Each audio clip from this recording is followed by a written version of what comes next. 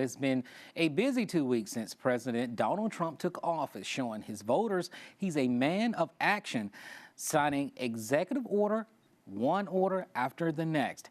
WVUA 23's Yostina Benoob joins us live from the newsroom with more. Yostina.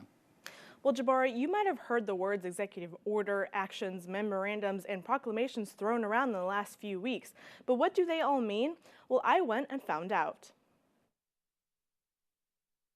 That the practice of issuing executive orders in the early days of an administration is pretty common, at least in the modern presidency. The president often wants to show some boldness, show some change in the direction of the government, show that he or she is keeping promises made during the campaign. And it's no secret that President Donald Trump has been busy, putting his name on more than a dozen executive orders, memorandums, and proclamations. And trying to understand them all can be daunting. So I sought advice from a professor at the University of Alabama Law School. Professor Paul Horowitz says there's nothing in the Constitution that authorizes presidents to issue executive orders and memorandums. These are all kind of after-the-fact labels for customs that have come along. However, according to the Congressional Research Service, issuing both is considered an inherent aspect of presidential power, an action by the president. But Horowitz says don't focus so much on the name.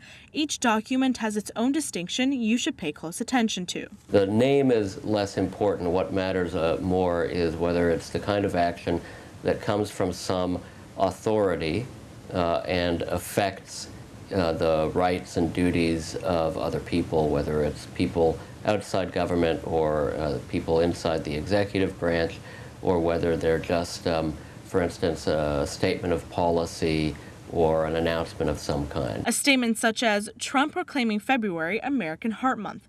But whether Trump signs an executive order to stop people from certain countries from entering the U.S., or a memorandum on rebuilding the U.S. armed forces, remember one thing. Is this a presidential action, a written presidential action that is directing government officials to act in a particular way?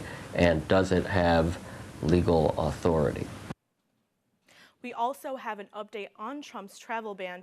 After a judge put his executive order on hold Friday night, his administration is moving forward to appeal that court ruling. Reporting live from the newsroom, Yostina Benoob, WVUA 23 News.